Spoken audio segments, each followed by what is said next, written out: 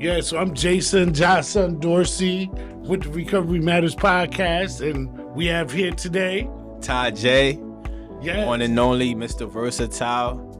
yes. Yes. So I'm happy to have you here because Good to be here. I know you're doing so much. But tell me, Tajay, how did you come to find yourself in recovery? Oh man, that's a crazy story. You know, it's a lot of stories you never really. It's one of them stories where you don't want to look back at it, but it definitely shaped who I am. I got into recovery, so I ended up getting arrested. I didn't serve a long time. I came out on bail. I had to go through the whole process, seeing my PO, and they recommended me to IPO, do the outpatient, outpatient, whatever it's called. So while I was doing that, I was there and I'm like, all right, I got to change my life. I got to do something different. I got to do something. Like at that point in my life, I had nothing going on for myself. Like I wasn't doing my music. Like I wasn't tapping into my gifts and my abilities. I was just getting high, running around before I encountered that situation. But I'm like, okay, the first thing that happened, I was like, let me go back to school. That was the first thing. I'm like, okay, that's something that I can probably use financial aid. I don't got to pay too much money, figure out a way. So I just go to the school every day. And then I remember talking to the lady at the, I went to Recovery Network. I remember talking to that lady and I was telling her I'm going to school for psychology. I was looking into that. So she asked me a couple questions, and psychology is not recovery or a recovery coach, but she was like, oh, if you want to, help people or something like that, like you can become a recovery coach, this process easier. So I actually went with a mindset of becoming a recovery coach. Not even seeking recovery, like recovery found me. Wow. Yeah, through CCAR. So shout out to CCAR. Yeah, through CCAR. So she told me about CCAR, so she pointed me in that direction. So I'm like, okay, bet. Went, showed up, don't know nobody, and there I'm like, okay. I was staying sober because the IOP. Forgive me, because of the IOP, I was staying sober. But even at the beginning of IOP, I was still using. It was still messy for me. It was still rocky. I turned to liquor the most because weed made me paranoid, and I was like, I couldn't be around people when I was high no more. It was a weird switch in my mind. I guess I was just like overthinking everything around me because somewhere in my heart I wanted better for myself, and I'm like, I don't like the people I'm around. I don't like the situation I'm in.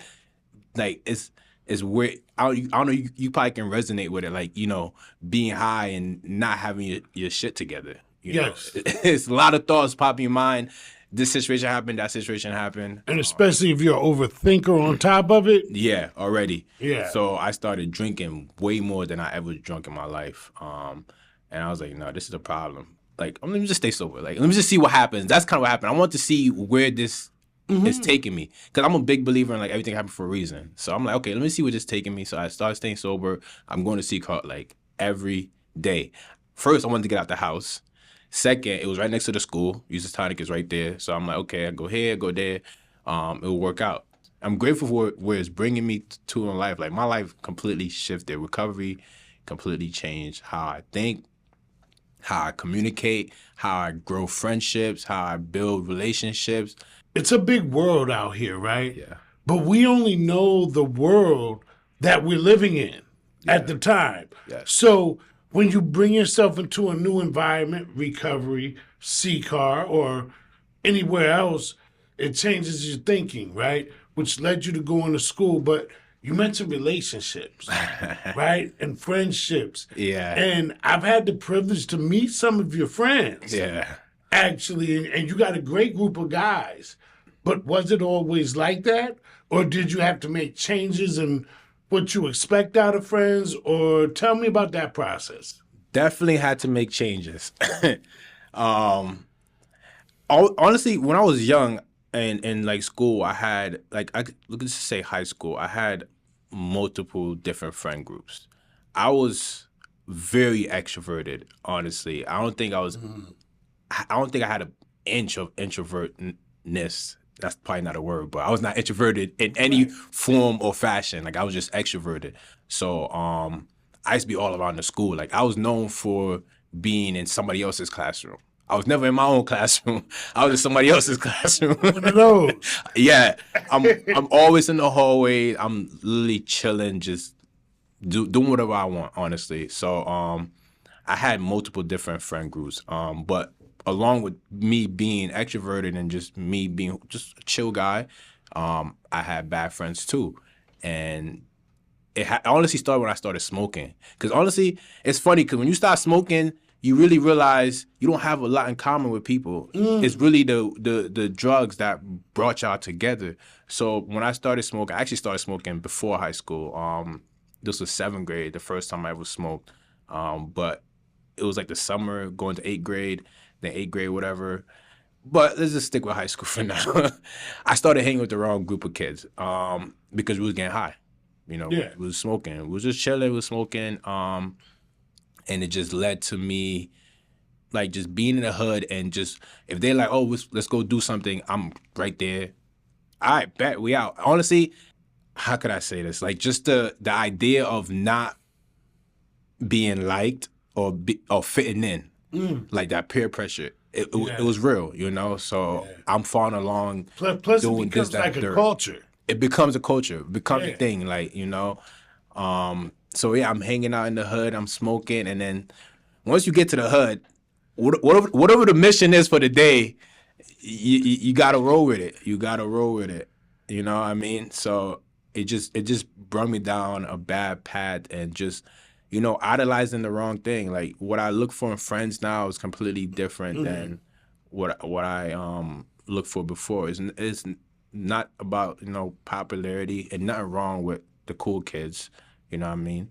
And it's not about, who dressed the flyers, who got the best this, that, and the third, who's about to light me up, who I'm going to get high with. It's more so, I kind of understand what a true friend is somebody that respects my boundaries, respects me not wanting to do X, Y, and Z, not wanting to be out there just doing bullshit, you know what I mean?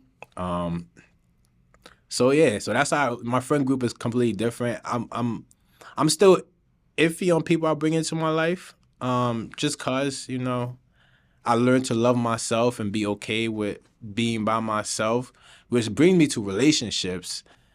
Relationships are tricky because I wouldn't say I'm healed, because I think the healing journey and the process is an everyday step by step. You gotta remind yourself, okay, let me not crash out. Like somebody could, like a woman could say something to me that I don't like, but I'm like, okay, there's a way to approach it. Like, let's have a discussion. Let's not just fight or just go straight at what we don't like about each other, Right. But it's tricky being in recovery because a lot of women are not in recovery. So, they don't understand, the steps or my approach to how they might think I'm nonchalant or I don't care. But it's not I don't care. It's just like there's a way that we can discuss this and actually find a solution, not just bring more problems on top of more problems on top of more problems on top of more problems. But it sounds like you're talking about healthy communication. Healthy communication, pretty much, you know what I Yes. mean? Which is what I'm trying to practice. But sometimes we're not perfect. I'm not perfect. Somebody could bring that side of me out, not easily as it once was, but they could bring it out of me if it's like, okay, I feel like I'm being misunderstood or but relationships are just tricky in a whole. In recovery, out of recovery, it's tricky, I'm still figuring it out. I still got a lot to figure out. That's the thing. That's the thing about being young in recovery. Like it's a whole new world. You're looking at the world, when you're young, you're idolizing like, get money. You're idolizing the girls that look the baddest. You want the baddest girl, you know what I mean? You want all these things. But then as you get older, you realize that's not what you really need. Right. That's not what you really need. So I'm still trying to figure out what I actually need when it comes to like relationship from a woman. Like there's certain stuff, definitely honest communication, having the same vision and stuff like that. But I'm still learning along the way as I get older.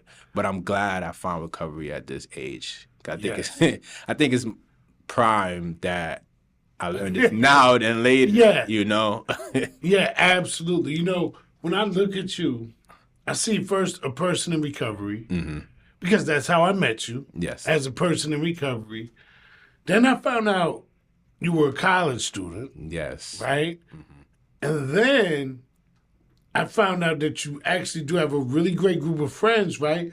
But I also found that you were like a pioneer on the college campus, you know, starting up groups and Club, the yeah. Legacy Club Yes, yes, and yes. really, really doing things. And can you tell me about like that process? Do you consider your education as a pathway to your recovery? Yes, absolutely, absolutely. If it wasn't for recovery, I wouldn't find education. Exactly. Honestly, I wouldn't.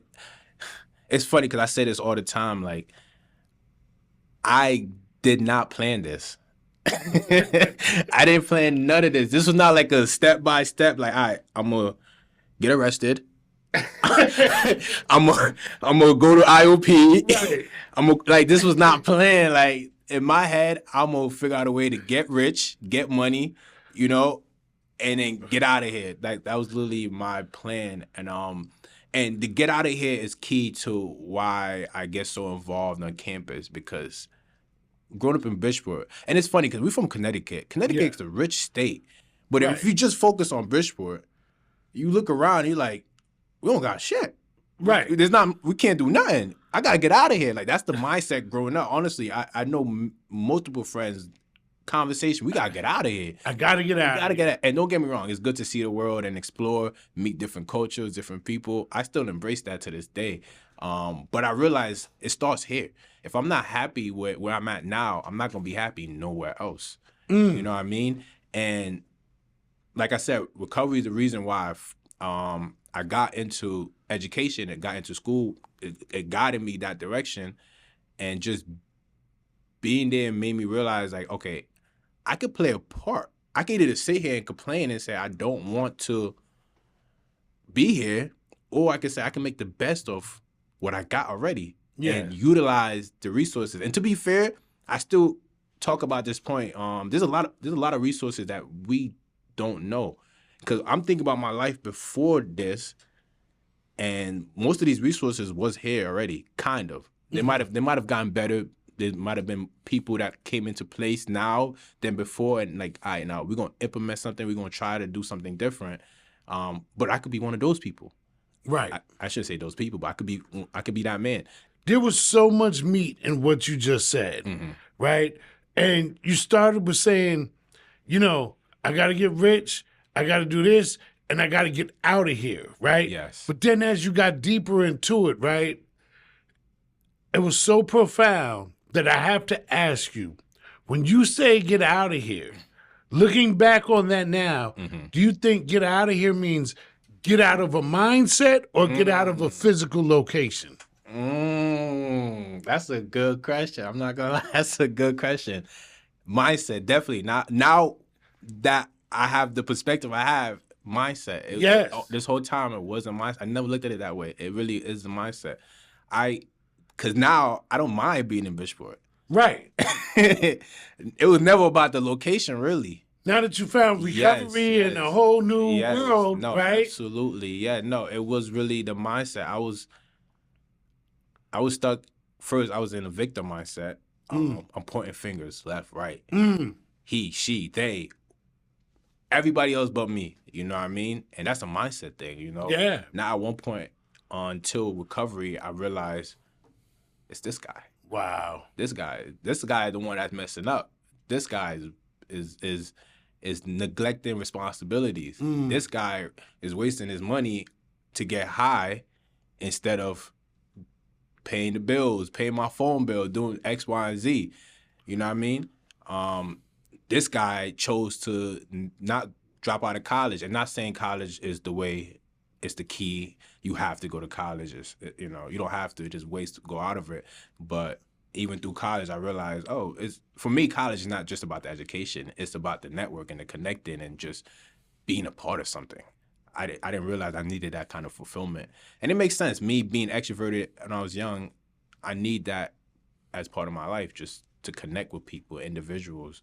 But yeah, I was trying to get out of mindset, and it kind of go back to what I was saying earlier. Like, if I'm not happy where I'm at now, I'm not gonna be happy nowhere else. If I would have got out of, it's funny. If I would have got out of Bridgeport when I expected to get out of Bridgeport, I would have did some crazy shit somewhere else. Exactly. Probably even worse. I'd have been in a worse mess, and I wouldn't even have CCAR to save me.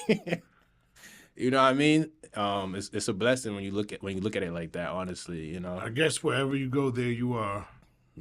Can't run from yourself. Yeah. You have to confront yourself eventually, and that happened for me when I was in jail. Honestly, I was in there only for a week until I had to get my brother to bail me out. Either way, I was in there. They had me on I forgot what it's called. What is it called when you only get 1 hour? 23 and 1. Oh, 23. Yeah, 23-hour lockdown. Yeah, 23 and 1. Boy, I don't know how people go back to jail. I'm gonna tell you this right now, like, especially in the times we live in now, there's so many like ways to do better for yourself without having to resort to, and I get it, but money ain't everything. There's a lot more that can fulfill you. But yeah, that 23 and 1 had me fucked up. Yeah. in the kindest way ever. Yeah. Fuck. My head was just like, I remember praying a lot. I remember praying a lot. I remember, and you know what's funny? Now we speaking about it. When I was in there, I remember telling myself, and this is kind of the promise that I live with to this day. I said, when I get out of here, I should have mentioned that before. I said, when I get out of here, I'm doing something different. Yes. That's literally what I told myself every day. I'm like, once they open these things, I'm going crazy. So it kind of, if you see the way I move and the way I'm trying to make something happen, I said, I'm not playing around this time around. Like, I'm making a change for the better. Yeah. I'm cutting everybody off. I'm doing something different. I'm like, I don't want to end up back in this situation. That's literally my thoughts to myself that week. That 1 week I was there, I was like, once I get out of here, yeah. You know, you keep mentioning like key fundamentals of recovery that you were practicing unknowing that you were practicing, because that I'm cutting everyone off is that's the people, places, and things part. Yeah. You know what I mean? Like, I want to, remove myself from this so I can find this. And I commend you for giving yourself a chance. Yeah. Because for me, for a lot of people I know, that's the one thing we didn't do, was give ourselves a chance to find out what we could be, who we could be, in our full potential in recovery. Yeah. Because it's really a big, beautiful world out here. Like, how can I be a part of it? Pretty much. So you went to school and you started the Legacy Club there. Yes. Tell me about that experience. Starting the club helped me build those fundamentals of how to manage, of how to communicate. The whole idea behind the Legacy Club was networking. Yes. That was my idea. Like, that's all I was thinking. I was like, we need a network, because we was like, the average student comes on campus. It's a community college, so I understand why most people don't take it serious. They come on campus, go to class, and leave. That's it. Come, leave. But most students are full-time. At the time, I was a full-time. But most students are full-time, so they have to study, work. But nobody really, I shouldn't say nobody, but the idea of networking is powerful. I'm going to say this to the day I die. Yeah. It's not what you know. It's who you know. However, there's a twist to it, right? You still have to know something.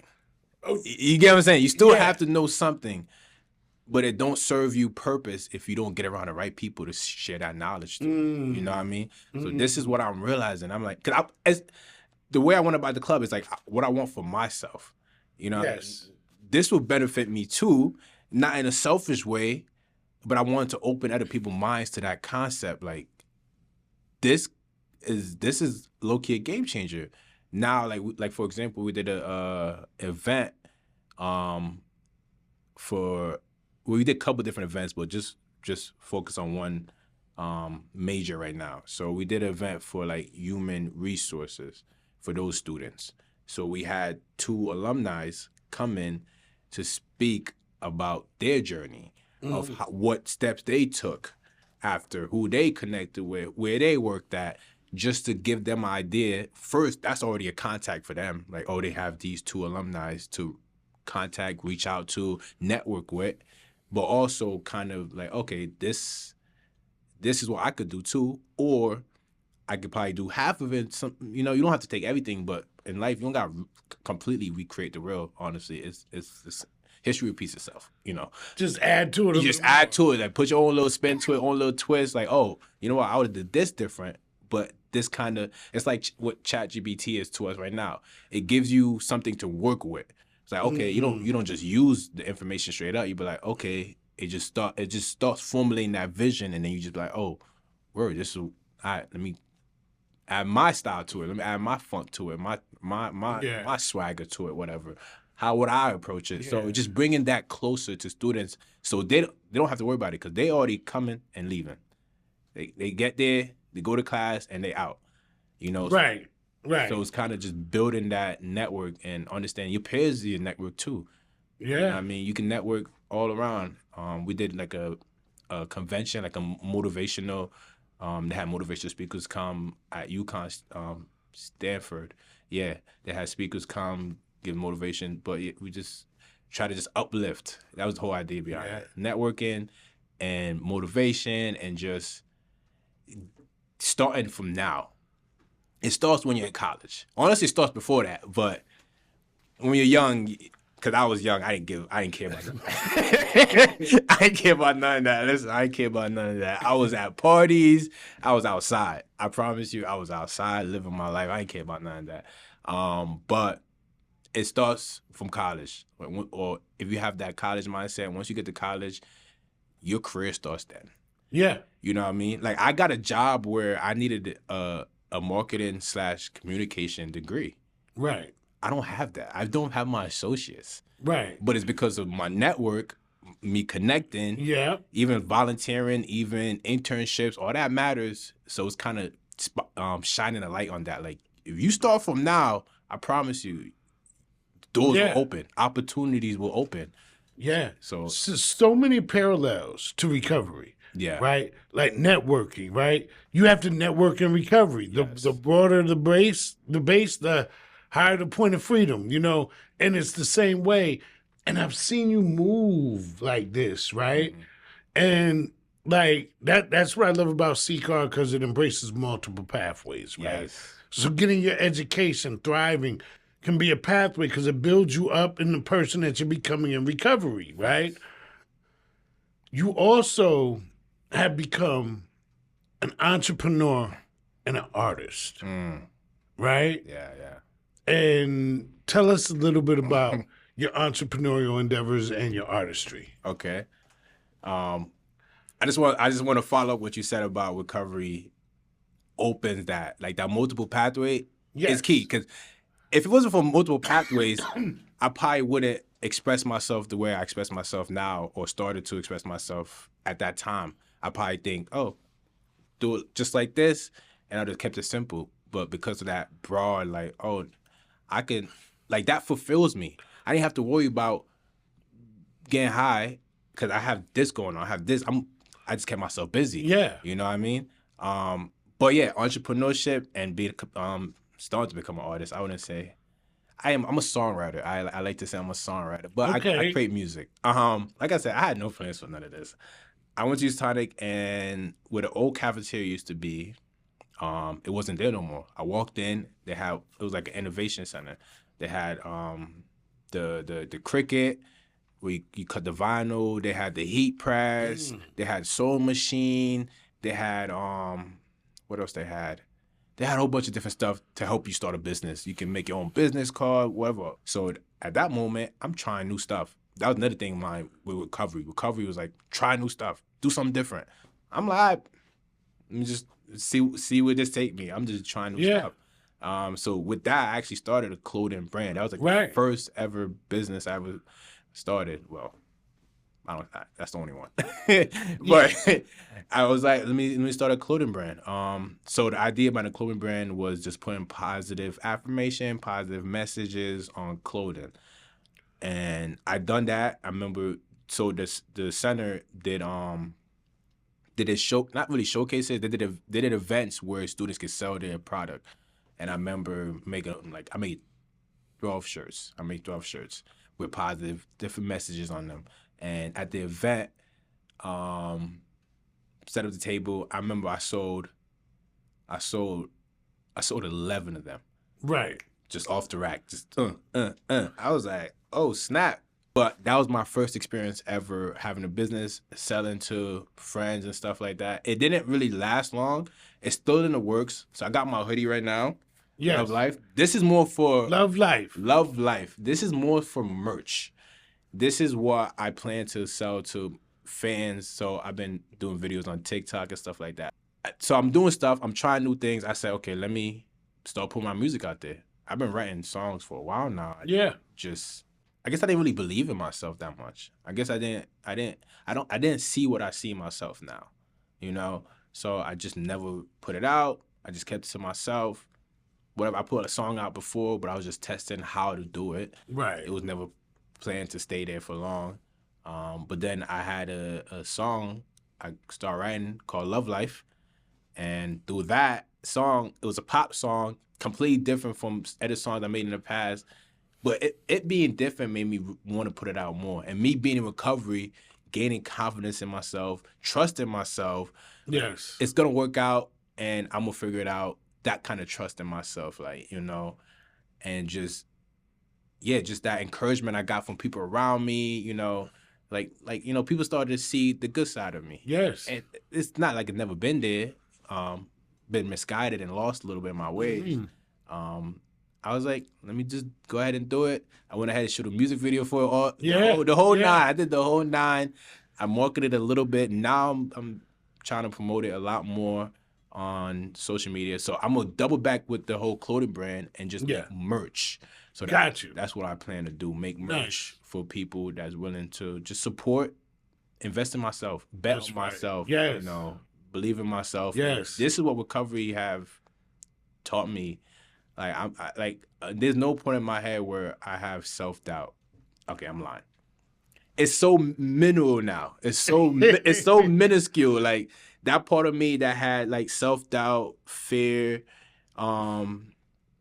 even like depressive moments, like mental health, and just overall wanting to use to cope with it. Yes. I use my toolbox and everything that I picked up in recovery, and it works. It just screams it. You know what I mean? Like imagine it gets smaller and smaller, just screaming.